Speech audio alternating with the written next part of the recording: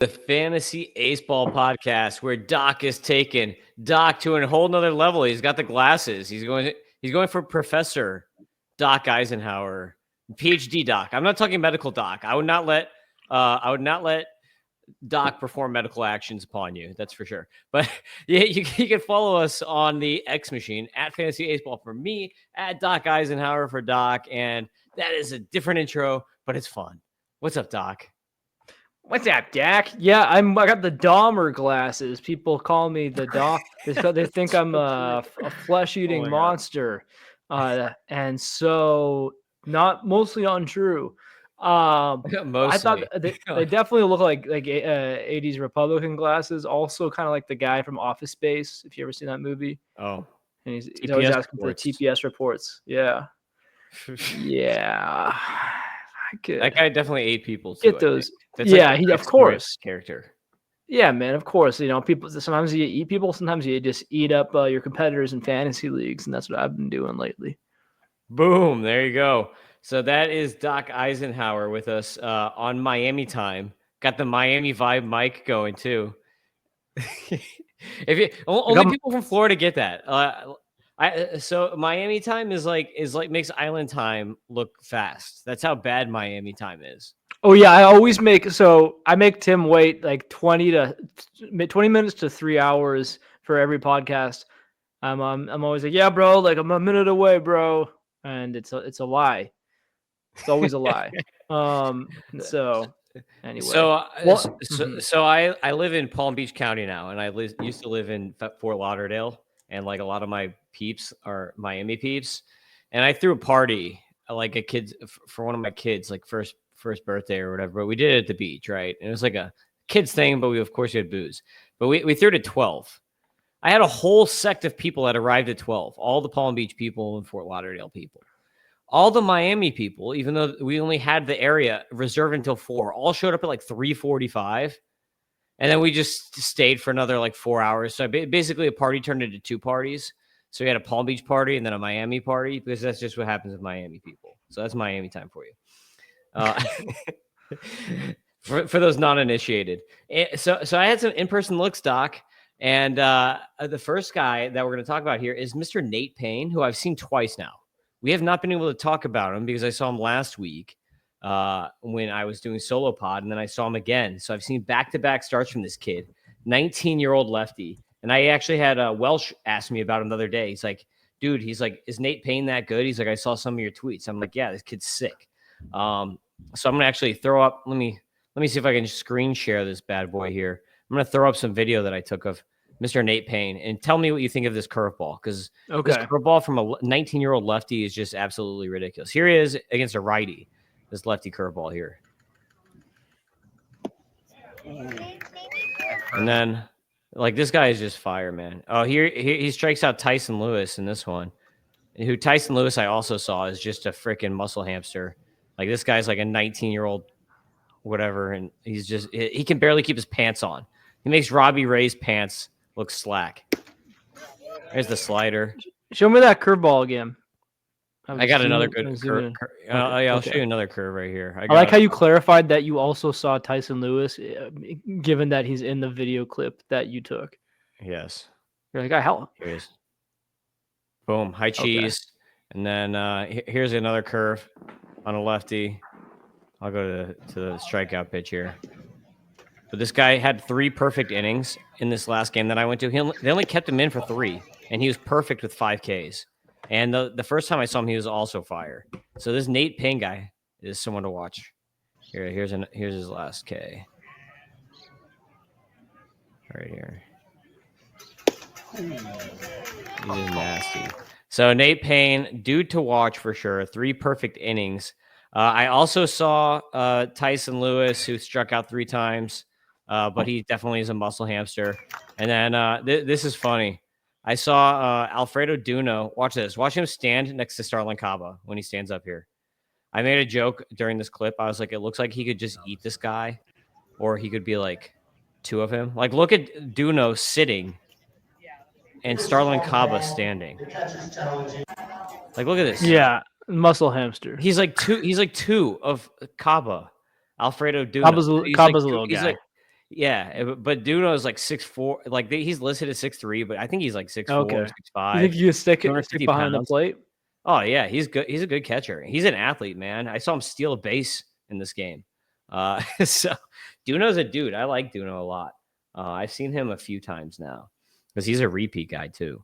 Kaba, not too impressed by. I've seen Kaba a bunch, and like he hasn't really done anything impressive. But you know, you got anything on any of these guys that you want to add in on Nate Payne and Alfredo Duno and Tyson Lewis? Nate Payne, by the way, in his A-ball 2 starts, has a 25% swinging strike rate on the slider and a 30.8% swinging strike rate on the curve, which is absolutely ridiculous. Yeah, I mean, so sounds like Payne's someone I got to get to know a little better. How big is he again? He's in the Marlins system, which is always I love systems with arms. You know, the Florida Marlins. They should go back to that, but it's 6'3", okay. 200 pounds as a 19. That's fine. He's 19. Yeah, it's great. He's almost 20. He'll be 20 in literally 1 week, but still a baby. So yeah, that's good. Great organization. Looks like the command is something we want to watch moving forward. But it's still very early in his development, so you don't want to write the book on the kid just yet. Next up, Duno. Yeah, I've heard of this guy. 19, huh? Yeah, he's big. It says he's 6'2", 210. You're right. He could be bigger than that. Raw power. Way Man, bigger he could than get that. to he could get to 70 raw power, says Fangraphs. So apparently his game powers is not there yet, according to Fangraphs, but you're seeing it creep up a little now. A little bit. Did you hear the ball crack off his bat? No, because he walked like 3 times in this game. If you look at his batting line, he's got a 271, 416, 449 slash. So this guy's like almost a 19% walk rate as a catcher, which is sick. And he also has 9 bombs and 5 steals. And this is in Florida. So I always have to remind people that the power in Florida is rough because we're at sea level. And a lot of the parks have the wind, especially on the East Coast. The wind is blowing in toward the park. So like I don't take power, like I take power numbers in Florida with a bit of a grain of salt. Like whatever someone is doing power wise in Florida, you should probably put like a 1.3 or 1.5x on like what they would be doing at like a normal elevation, like a normal place. Like that's why like Edward Florentino, what he is doing right now is so freakish, which I get to see him next weekend. Pending hurricane. Yeah. Okay. Well, we're gonna stay tuned on that. With Duno though, I do love his contact percentage. I don't love it, but I love that the direction it's going in. From DSL 51% in DSL, what's that even mean? To 64% last year at A-ball to 71% this year at A-ball. So it's not like ideal, but those are huge gains showing he's getting somewhere. The next guy though, Tyson Lewis, someone who was super buzzy. I think he was everyone's favorite prospect. I never had anything against him. But everyone else liked him too much, so I couldn't like make him one of Doc's guys because he was too buzzy. This guy, yeah, 6'2", 195, basically your ideal baseball baddie. But something I don't like about him is his contact rate, what we were just talking about. Right now it's at 57% in A-ball. That's not going to do it. It was 65% in complex level. So he's got some major strides he's going to have to make in terms of hitting the ball up to 35% strikeout rate right now. It's just a lot of tools. 22 steals is nice, but at A-ball, 3 stolen bases, 2 caught stealing. I would probably try to sell while there's still some value there on Tyson Lewis. I'm concerned. He hits the crap out of the ball, though. I just pulled up on his John PGH page. If you follow John Anderson on X, he has a 109.2 90th percentile EV, which is like absolutely insane for someone his age. I mean, that's insane for a major leaguer to have that. It's obviously a small sample size. It's only at 15 batted balls. But he also has a 112.3 max EV at A-ball. And he's only 19, and he's only has, like I said, 15 batted balls and already a 112. So he hits the crap out of the ball, that's for sure. 5 doubles and a home run already, only 60 at bats at A-ball. So he needs to stop trying to swing the crap to hit the crap out of the ball. He needs to tone it back a little bit, and maybe we can find a middle ground. Yes, I concur on that one. After watching him strike out 3 times in my viewing of him, so it was not a good viewing that I got of him. But the dude is ripped, so I'll give you that. You ready to get in the T10? Let's do it. All right, T1. This is a guy that we talked a lot about, and he is. I bet some money he comes up this week. I bet by my next podcast, this guy is in the major leagues. It is Dylan Beavers with the Orioles. He was my number 58 prospect last time I did my rankings. When I do my new rankings, he's going to be like top 35 probably because he just keeps getting better and better. Dylan Beavers. So he had last week 7 for 16, 4 walks, 5 extra base hits with 4 bombs. That is Dylan Beavers. Should be up very, very soon with the Orioles. So if he's available in one of your leagues, if you're in a shallow league and you can go get him, or if you're in a redraft league, I would do so because he's got power, speed, and contact ability. You can see if you're watching on YouTube at the Tim Kanak, I pulled up his chart. He has an almost 90% zone contact, an 83% contact rate, 105.490th, so that's slightly above average. 110 max EV, slightly above average here on the power, and he also steals bags. The thing is, you'll notice all of his home runs, 18 home runs against righties this year, but he still hits 314 against lefties. So it's not like he sucks against lefties. He still has a good batting average. It's just like oddly all of his power is against righties. So something to keep in mind if you're like in a day-to-day league and you're watching lefty righties, especially since we're getting into the playoffs here for fantasy soon. And if you're adding this guy to help you on your playoff run, you may want to definitely be starting this guy against righties if you have him. What do you think, Doc, on Dylan Beavers? Gosh, he's just like it's been a roller coaster ride with him. Every time I get excited about him, he flames out a little bit. So what will probably happen is he'll come up and then fizzle, and everyone's gonna be like, "Oh no, they're Oriole bust. Oh, they're not developing the way I want to." And then then maybe he'll come around a little while later, maybe next season, and break out. I'm sure. I don't know. He's just a weird profile. I think there's a nice floor here from a fantasy perspective. I don't know what his defense is like, but isn't he a center fielder? I think he's like, a right fielder. He's a right fielder. Okay. Mm-hmm. I could have sworn he at one point was. I'll look. Maybe you can look that up. I don't know. I think he was, but he was playing. Yes, he was. I can see Enrique Bradfield Jr., who is like 80 glove defensively.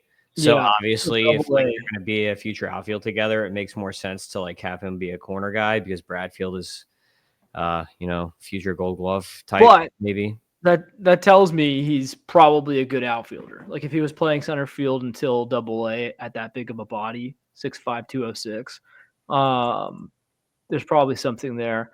So I would say that the speed is actually. Speed and OBP are like definitely the bread and butter here. I think he could be a really interesting guy because he doesn't get caught a lot. I love a nice ratio. And Dylan Beavers offers that. So I like his incredible walk rates have been persistent and consistent throughout his minor league career. The strikeout rate's been usually pretty good. A little small sample size at the end of last year at AAA, but we don't have to care about that too much. Yeah, he's a safe bet. So the question has been, and will continue to be for fantasy purposes, just how much upside do we have here? Because the home runs, they've been here and they've been there, and then they've been 15 home runs last year in 125 games in the minors. Kind of probably works out to like that 10 to 12 projection at major league level. This year's different. It's 90 games, 18 home runs. Now we're okay. There's something there. Now we can have the conversation. It's still probably not a 20-plus home run bat. Probably not. But he's plenty young. He's again, I could have – I'm pretty sure he's grown an inch. I could have sworn he used to be 6'4" on these listings, and now he's 6'5". So that's something. Let me take a look at Baseball Reference maybe. But that power is going to come and go with the contact, right? Like if he's making really good contact, then he's going to run into more power.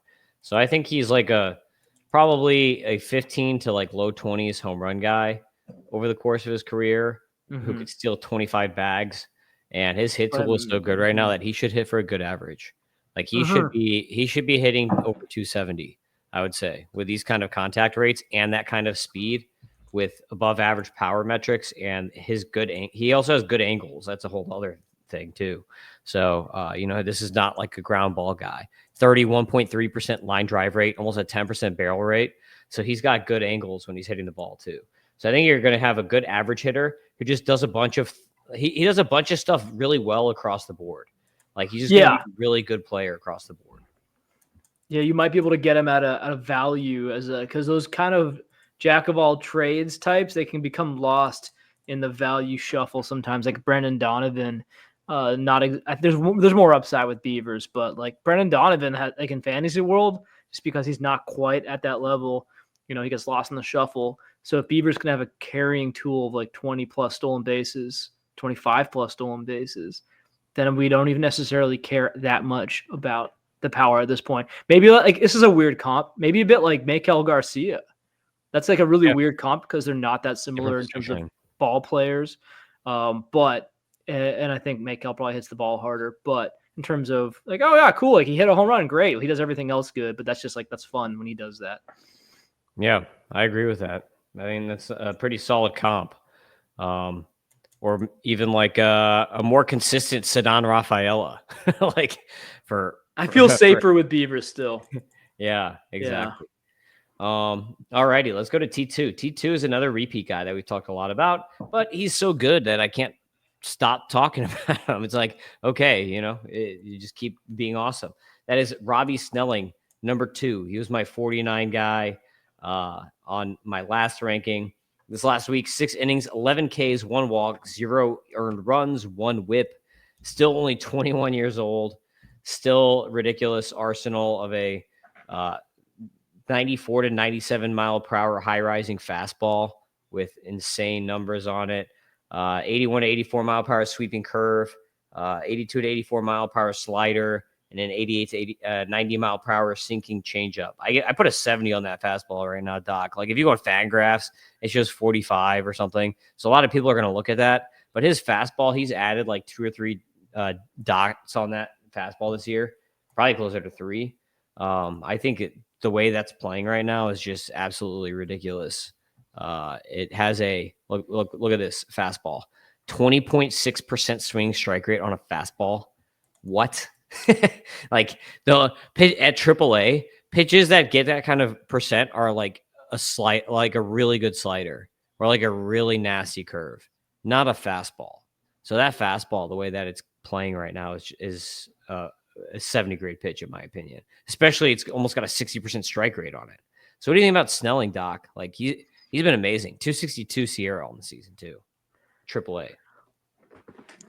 Yeah, I would say that we've talked about him before, and I'm a fan. Like I was believing, I was buying, and then he broke my heart. He broke all of our hearts, and everyone, frankly, it was pretty easy to write him off. We're having a decrease in strikeouts, an increase in walks, and just wasn't what we wanted to see. And then Miami, we don't really see a lot of people get traded to Miami, and we have more hope for them. But when it comes to pitchers, yeah, I guess we do. There is just a great pitching development they have going there, and so we're seeing potentially more upside. I think there was always this little feeling that he was never going to be a big strikeout guy, but again, the strikeouts are increasing at AAA. So I'm really starting to get tempted. I say this all year to do a prospect rank. I haven't done prospect ranks, but honestly, you having me on this show, people talking more and more prospects, me having to be doing trade deadline deals. I'm like, I think I know where I value these guys. I came out the other day, guns blazing on Joseph Sullivan. I was like, he's a top 20 prospect. He is to me. That's a separate story. But again, like, where's Robbie Snelling? I mean, for top pitching prospect, I'd rather have Thomas White.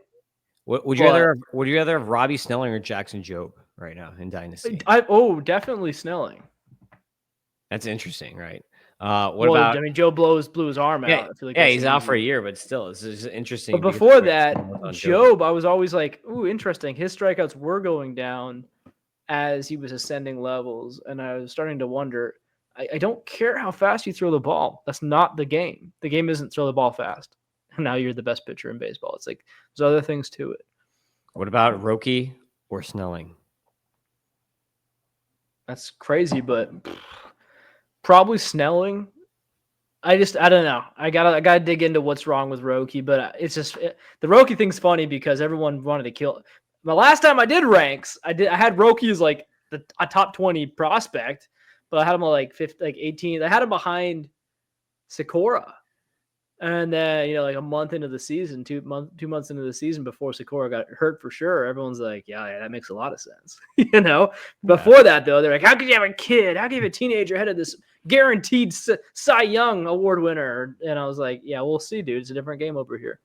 I've got 2 more for you. What about Gage Jump or Robbie Snelling? Gosh, I'm gonna take one more look at him. It's been a while. I'm aware of the jump that he's had this year. I'm going Snelling over Jump in my next ranking. I never liked Jump's build. I like that he's a lefty. Yeah, no, I go Snelling. I mean, I go Snelling. Why would you go Snelling? Bubba Chandler Snelling. Last one. Okay.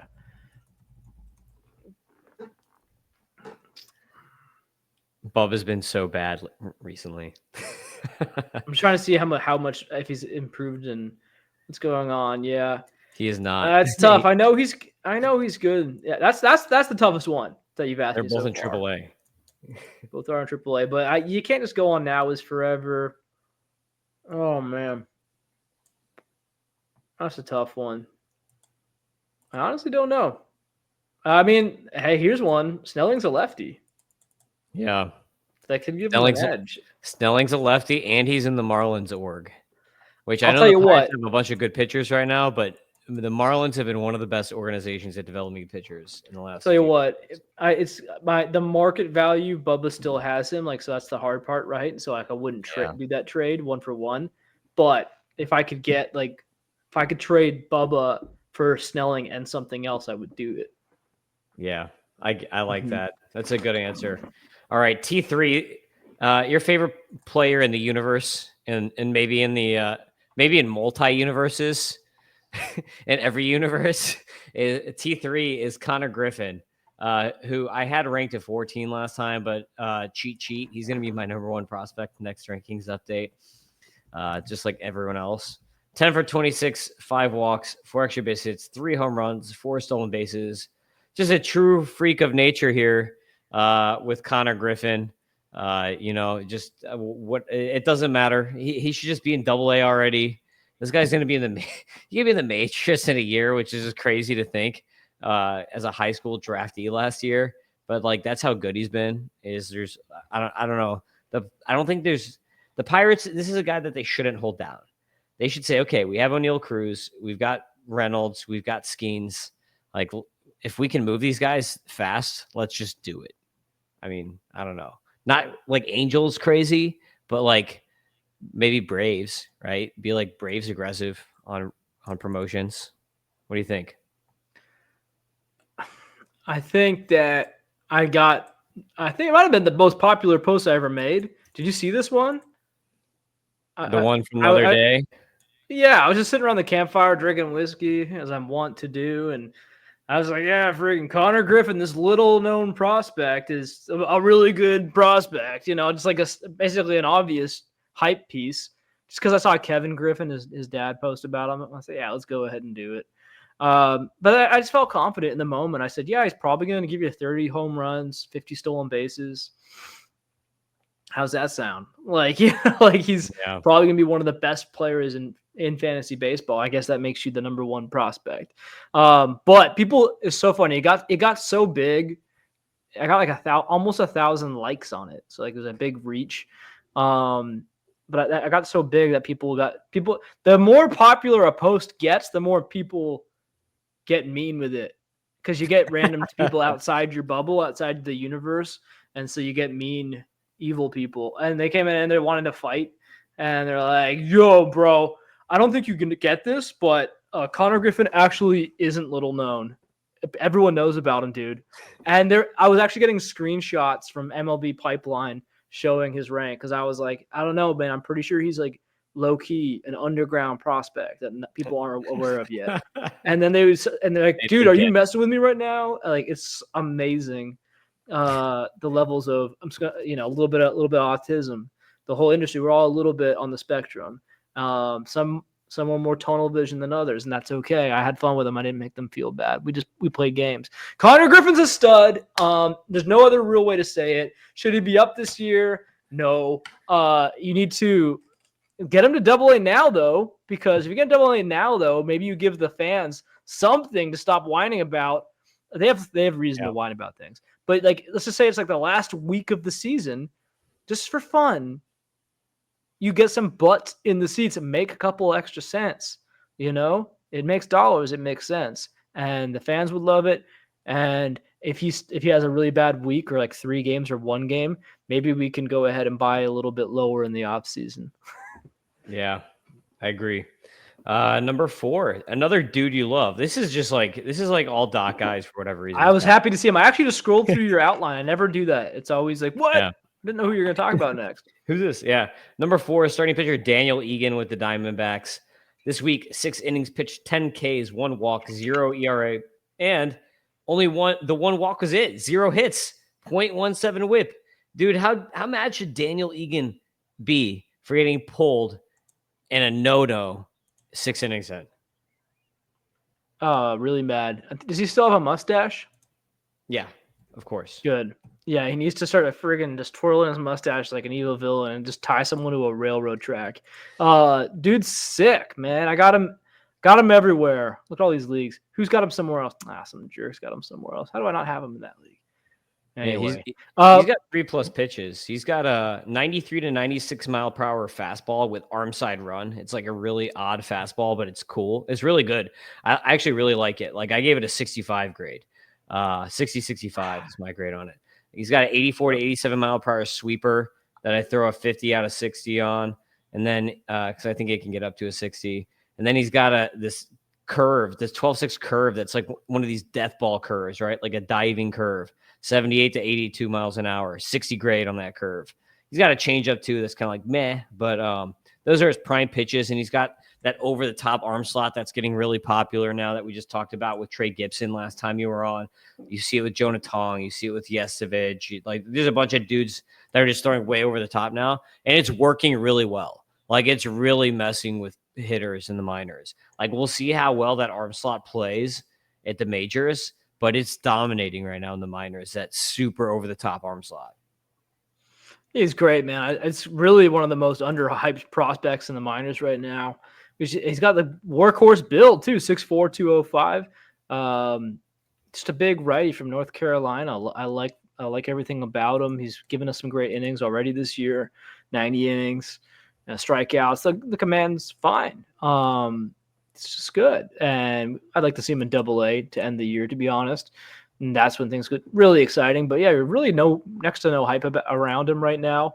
I gotta say it because I'm gonna be hyping him up all off season anyway, like an idiot. But I remember it was down to him and like a couple other guys, in that salary cap. Tim is now in a 30-team fantasy league, a dynasty league, a salary cap dynasty league.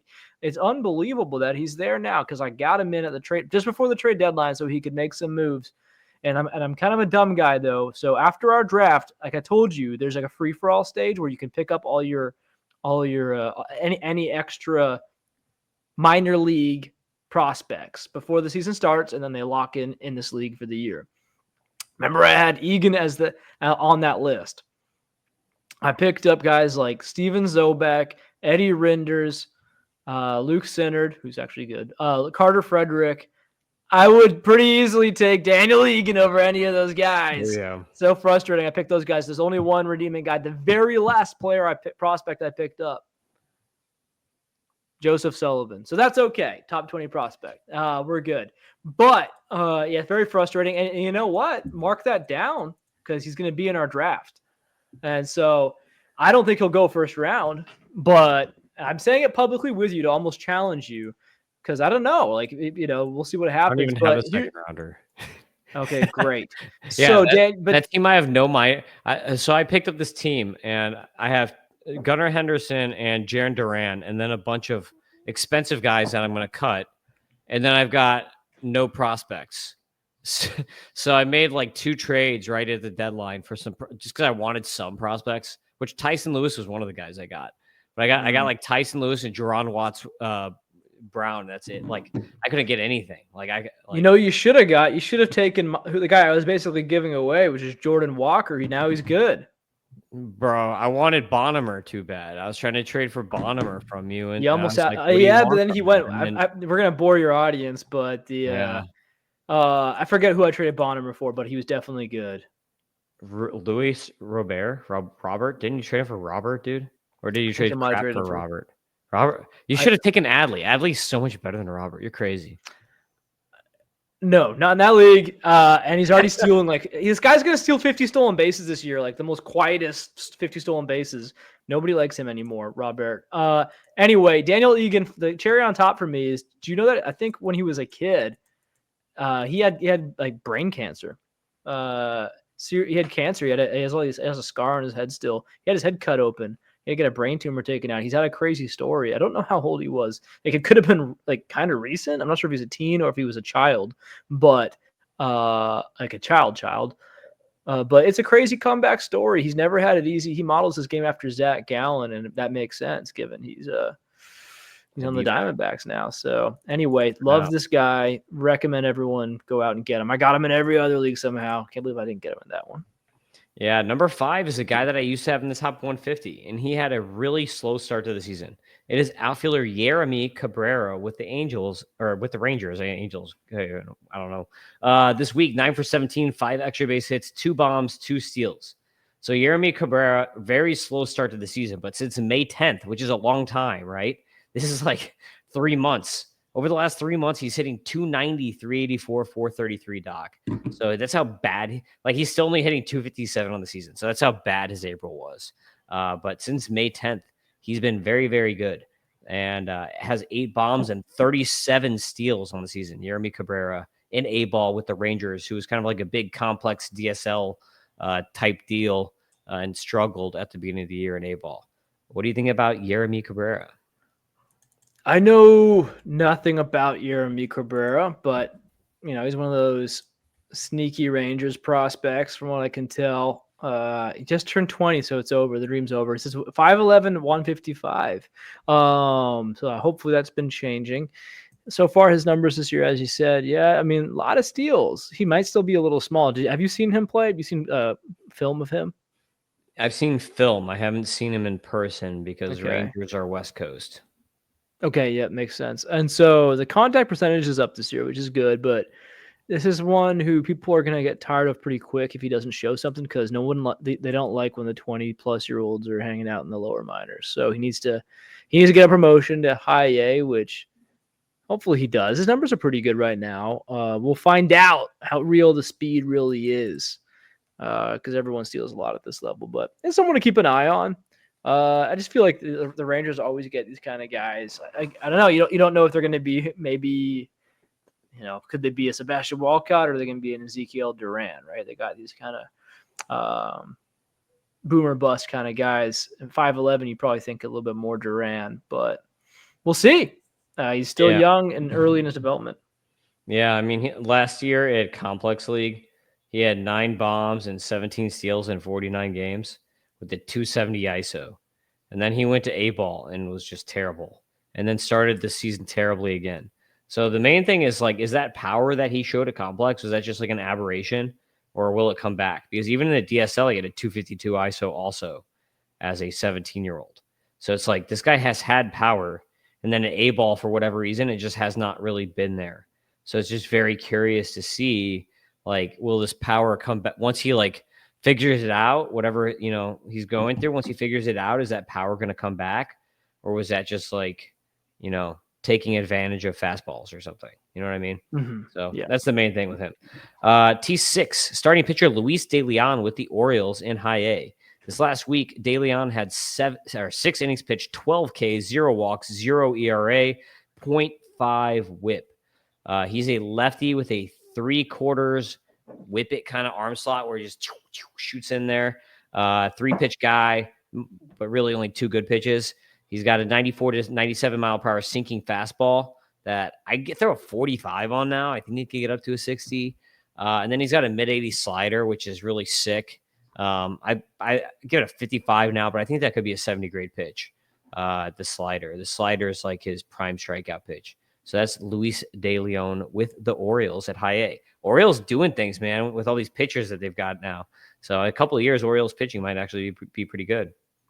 Yeah, I mean, this guy, I do get a feeling he might be a reliever.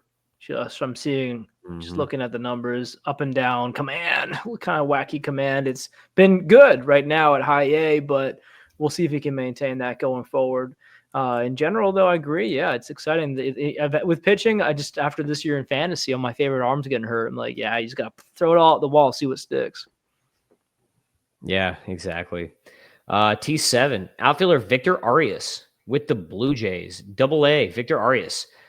This is a dude I really like, actually. I think that he's pretty underrated. We haven't even talked about him on the podcast this year. And there's like a million different Ariases, so it's really easy to get like confused about all the Ariases. But he's a short dude. I think all the Ariases are short dudes for whatever reason. I don't know if they're all related or what. But he's a 21-year-old outfielder with the Blue Jays who's having a really good season right now in Toronto. But on the week, he was 9 for 23 with 6 extra base hits and 2 bombs. On the season, he's hitting 292, 382, 451. So pretty strong slash, 12% walk rate, 20% K rate, 33 extra base hits. So a lot of doubles, 7 bombs, 17 steals. So really strong season for Victor Arias, who's kind of like a really underrated player. And now that the Jays just traded like a ton of dudes in their farm, like he's like higher ranked now in their prospect rankings because they just traded so many guys between like Cal Steven and Kedry Rojas.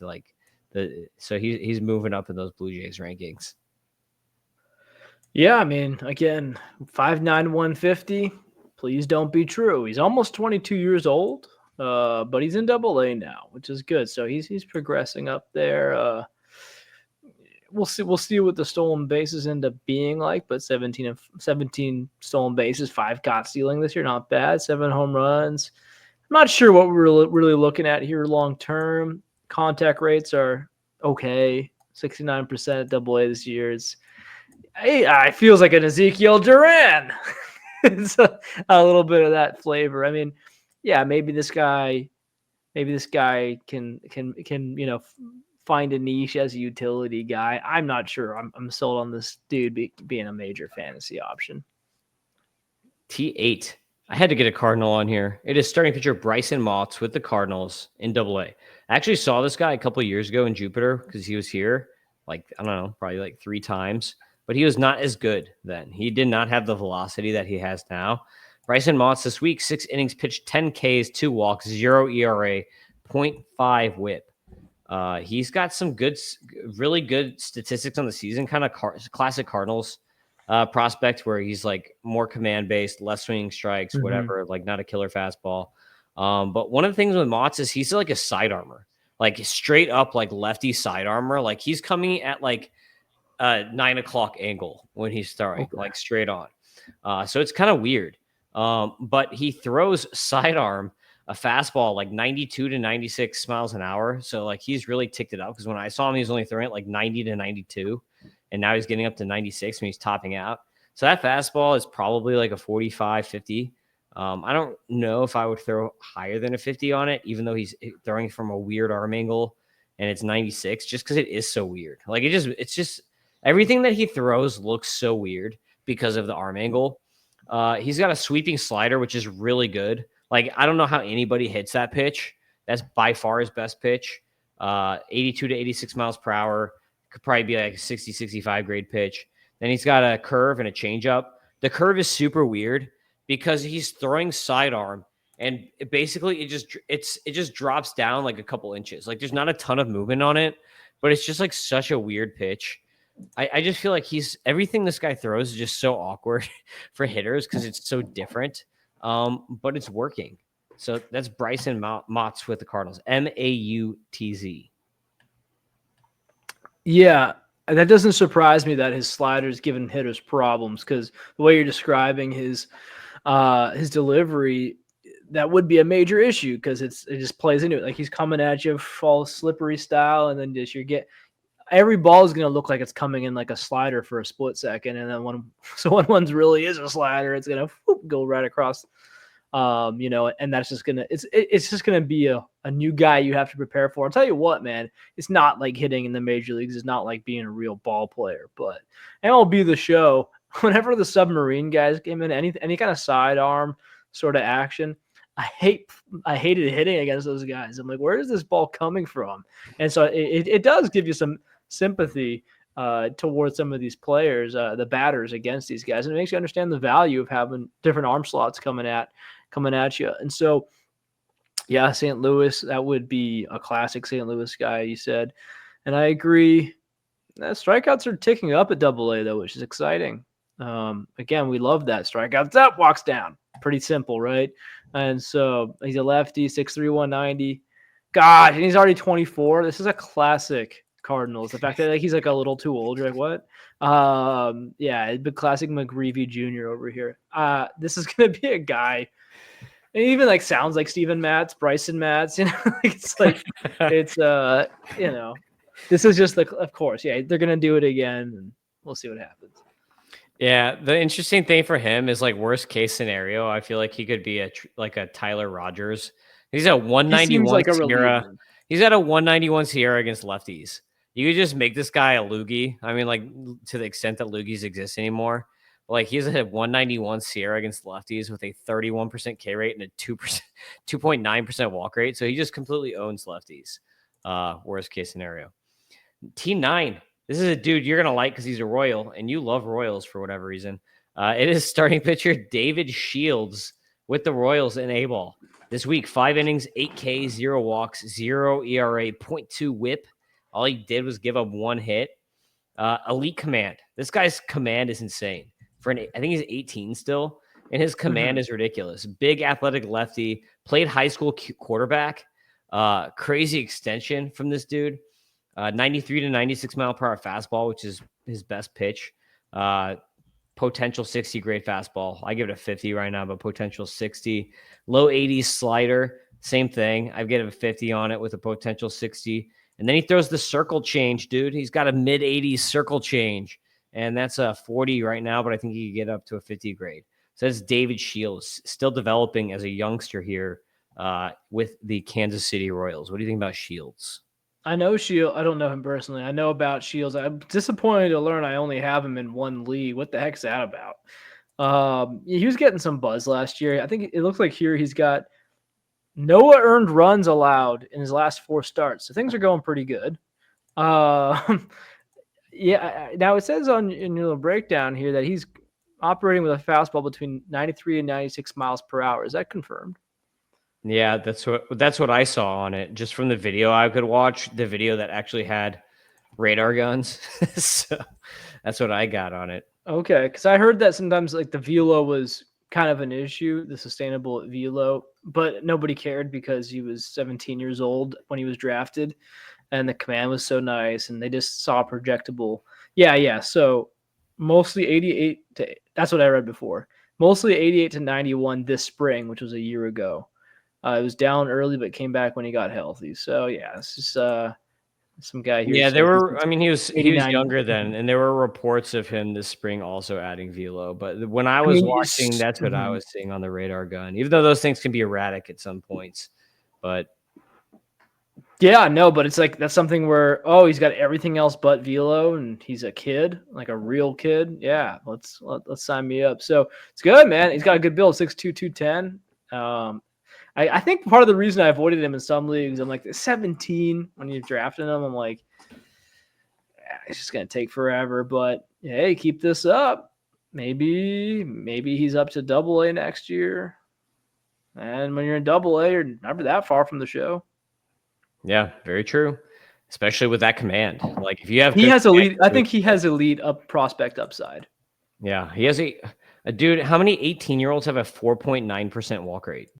Like, come on, it's very that's ridiculous. T10 outfielder Kalai Rosario with the Twins, AA, 8 for 20 this week, 4 extra base hits, 3 home runs, 0 steals. Which, by the way, after all these trades, the Twins might have the best system in baseball. Like they're up there with the Brewers now at this point. They added so much talent in these trades, it's ridiculous. But anyway, Kalai Rosario now on the season, 252, 353, 466. So he could have a better average. He strikes out a decent amount. So 13% walk rate, 28% K rate. Kind of like a classic Twins guy, really. But he has 42 extra base hits with 17 home runs and 22 steals, Doc. So he's like a pretty fun prospect. Yeah, there's some swing and missing here, but there's a lot of tools here with Kalai Rosario. What do you think about Rosario with the Twins? Yeah, I'm always a little.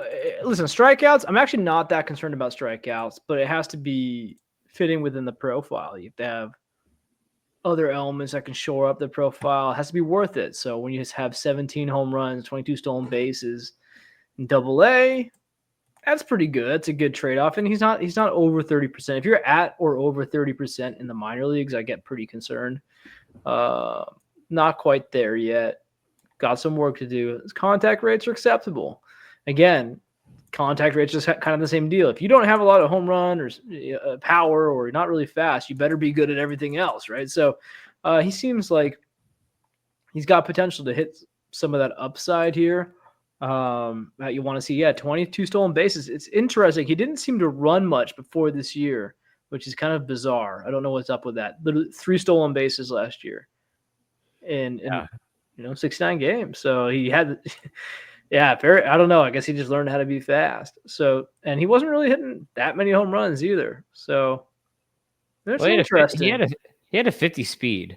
When I look at his statistics, it just reminds me kind of like an outfield version of Bryce Matthews.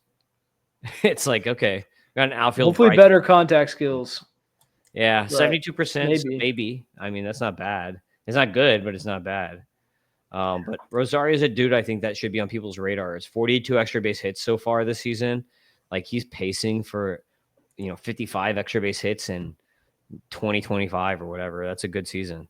So, you got anything else on him? Are you ready? I got a few extra guys I want to throw out. Let's go with a few extra guys. Okay, a few extra guys. Quinn Matthews, again, back-to-back times making the list. He's honorable mention here, number 11. Best start of the season. 7 innings pitched, 9 Ks, 1 walk, 0 ERA, 0.43 whip. I'm going to pull Quinn Matthews up here so we can go over his last few starts. But we can see here, Quinn Matthews kind of, it's the last 2. Like he was okay the few before that, but the last 2 starts, 9 strikeouts, 1 K, back-to-back times. So is Quinn Matthews fixed? Like, are we going to see Quinn Matthews this year, Doc? Like if he does this, how many more times do you think the Cardinals need to see him do something like this consecutively before they say, screw it, let's just bring him up. He's going to be in the rotation next year anyway. So let's see what we got here. Well, you wrote here in the outline 2 to 3 stars. Well, that's what I said. I want to see what you say. They're such a freaking weird organization. I was so on top of the wild card standings. Let me see what's going on here. They're winning. They keep winning. They won last night. I know. Well, you don't have to tell me that because I've been watching and I'm seeing them win. I'm seeing Miles Michaelis be one of the greatest pitchers in the history of Major League Baseball. He's actually good. I love it when he's good. He's so fun, man, because everyone, especially St. Louis fans, hate him. But he's so old school. Got a deep arsenal. Don't make me talk about him. Yeah, he's my neighbor. Yeah, and he's your neighbor. We got to introduce me one day. I'll grow the mustache out for the occasion, and you can shave yours into one. Well, I'll be mustache bros. Yeah, they're 3 games out of the wild card. That's insane. So that's the biggest hurdle for Quinn Matthews is that here's the deal. I think like they kind of did it though, right? They got rid of Fetty and they brought in McGreevy, and I think you're going to see McGreevy turn a corner here, and having Colorado coming up at home is a good way to do that. So, yeah, I mean, McGreevy, he's starting to look like we think thought he would look. But what I'm trying to say is you can get younger and get better. I would like to see him come up in relief if we can't get him in the rotation. Look at me, this diehard Cardinals fan. Closeted Cardinals fan. So just loves Missouri for some reason. And so Yeah, man, it's I'm pretty big on the kid. I'm glad to see him turning it around because I kept checking in and checking in, and it wasn't turning around. So it's good for him to have this progression period. I tried buying him at some dynasty deadlines. Nobody's selling. So if you're a Quinn Matthews guy, I guess you had to buy in pretty high a lot of the time. So it's hard to sell low. I tried to get him too in that 30-team league, and I went to bed with an offer for Robbie Snelling, and the guy told me, he's like, yeah, I kind of want to do this, and then I fell asleep, and the guy never did it, and it just expired, and that sucked because I could have made a trade with you and got at least a couple other guys, and now I got nothing. That's So evil. Sorry, man. yeah, I know. Yeah, the off season will be nuts. You'll The have guy fun. should have just told me don't do it. Like, no, I'm not doing it, instead of just making me fall asleep with it. Anyway, number 12, Trey Gibson. I got Trey Gibson on here again. We talked about him last time. 6 innings pitched, 9 Ks, 0 walks, 0 ERA, 0.83 WHIP, just on fire. So I had to highlight that. Like, some of these guys are just so good over and over and over again that they're going to be rocketing up rankings, I think. And here's a name that you've never heard of. I guarantee it, Doc. His name, I don't even know how to say his first name. Rijateri Meirit. He is from the Netherlands. He's a pitcher in the Reds organization from the Netherlands. They sent this Dutch guy to the DSL? Yeah, he's in the DSL. 18-year-old Dutch guy in the DSL or whatever. In 6 innings in 2 starts, 10 Ks, 0 walks, 0 ERA, 0.5 WHIP. And he's got a 36% CSW and a 0.89 ERA and a 1.12 WHIP. So just a fun dude here. The Dutch kid that's in the Dominican by himself. What's going on, man? This guy's friggin' weird. I like him. I like that he's weird. I don't think here's the deal. Like, this is actually uncharted territory. First of all, how did he learn how to play over there? Like, did they have baseball leagues? I don't know. Axe throwing. He started with axe throwing. Something, yeah, but that would explain his command. His command's not looking great in the DSL. But that's what I'm trying to say is that he's probably so incredibly raw and hasn't had access to the best training that there you go, guys. Sometimes I feel bad. Some people, people are out there like, oh, Doc, he's freaking always ripping on these DSL kids. Well, here now we got some European. I'm just as brutal to the Europeans as the island folks. All right. If you're not American, if you don't have American training, you don't have American resources, it's just not going to be the same for baseball. Sorry. No Travis Bazzana for Doc. Yeah, I mean, I was a little bit leery, but yeah, I mean, frankly, yeah, I'm with Curtis Mead and Bazzana, I was always like, yeah, they're weird. Why are they talking like that? But this could be an interesting, like, if he starts having rough command, and he's going to be 20 in 5 months. So people might be this is too weird of an experiment for me. He's not good enough as a 20-year-old. This might take a little longer. Pitching could be such a fun story, though. Yeah. Okay, you wanted to go on a rant. Your Huckleberry of the whole week. This is the guy that the new eye of your desire, since Connor Griffin is now not under the radar anymore, arguably, maybe. we've got Joseph Sullivan. So let it go. Let's hear the Joseph Sullivan rant. Sell me on Joseph Sullivan, Doc. Man, so this guy was just kind of a dart throw. But I didn't come up with it out of nowhere. I saw him. I didn't see him, but I saw him popping off in the combine, and those are really just great places to throw darts because you're just seeing numbers. It doesn't really apply like the NFL. It's a different game, but he was starting to hit balls really hard. And he was registering with the best of the prospects with hitting the ball hard off the bat and hitting it far, hitting big home runs. And I was like, well, that's worth noting considering his profile is like a quick hitter kind of type of guy, good approach, steals bases. If he hits the ball really hard now, and his grandfather won a Heisman like in the 70s or something, I'm like, okay, well, now we have genes. Now we have a few things going on here. So I definitely picked him up in a lot of places. And now I'm checking in on him. Okay, well, he's in Double-A already. Okay, he just turned 23 a month ago. I don't care. That was like the number 1 knock. I was like, I don't care. What? Then he's the second knock is his batting average right now. 16 games in at Double-A. He's got a 203 batting average. Yeah, he's got a 360 OBP. That's gone down since these debates. Nice. He's been sucking a little bit more, but it's still good. Overall on the season, he's going 227, 401. In his first year in pro ball, this is like a fine. This is exactly what I'm talking about. Like 26.9 strikeout rate on the season, 73.5 contact rate. Like these are not freaky. They're not like really, really bad. What does he have that's really exciting though? 38 stolen bases on the season here. 17 home runs to go with that. And he's still hitting home runs and stealing bases at Double-A. Again, this is all really exciting. Why would I care? He's not a football running back. He's not like going to age out at 24 or 25. Like, I don't care. Like, I got him for nothing. You can pick him up today. It's not like you've been holding Joseph Sullivan for 5 years like you friggin' would with a prep pitcher. People love prep pitchers, knowing that they're probably going to get TJ. It's going to be a long adventure. There's someone out there right now holding Alejandro Rosario who hasn't even had TJ yet, and who God knows what's actually going on. Like, I pray for the kid.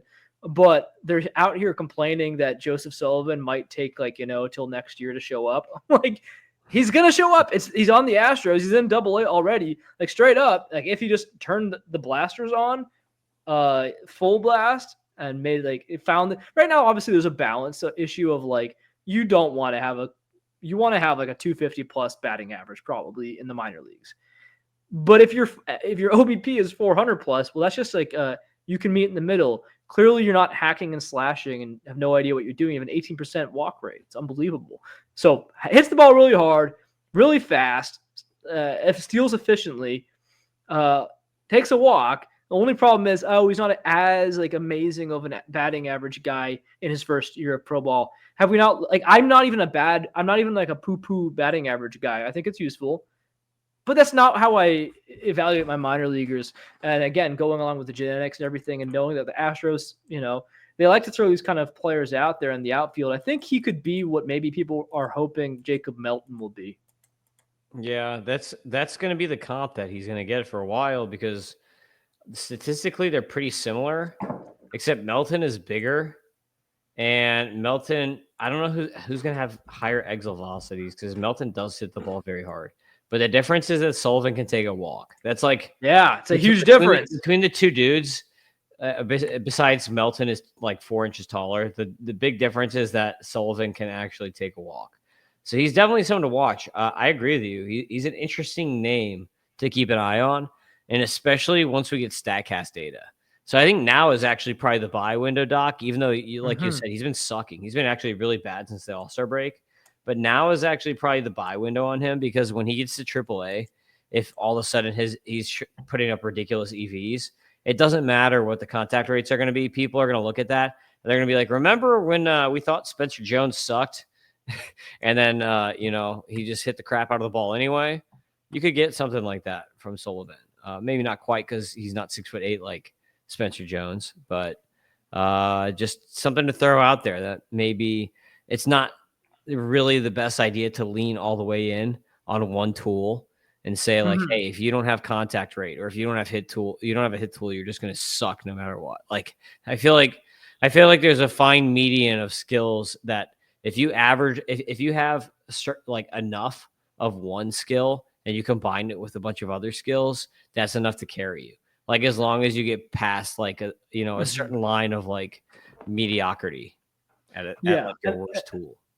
Yeah, and I'd also say that, like, Melton, again, like you said, never really showed any of it because his OBPs after his first year, like low A, his best OBP was 338 until this year at AAA, where he's just rocking at 369. But as he was actually developing, because he had some major league action last year. No, this is his debut this year. But yeah, basically his whole development, 338 was his best OBP. So he was mostly having a slightly better batting average than Sullivan, but a lot of like troubling OBPs because you expect these things to kind of go the other way at MLB level. So, what would I rather have?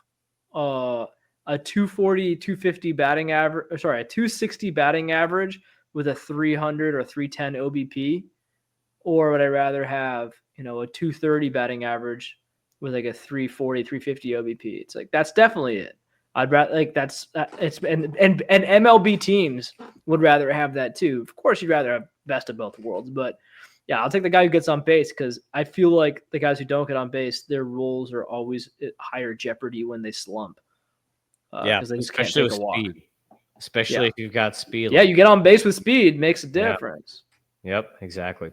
All right, cool. You got another podcast to do, Dynasty Dingers, so we're going to roll this one up. You can follow me on X at Fantasy Aceball. You can follow Doc, Professor Face Eater at Doc Eisenhauer on X. And you can also check Doc over on the Dynasty Dingers podcast, and you can watch this podcast if you want to watch on the YouTube version at the Tim Kanak.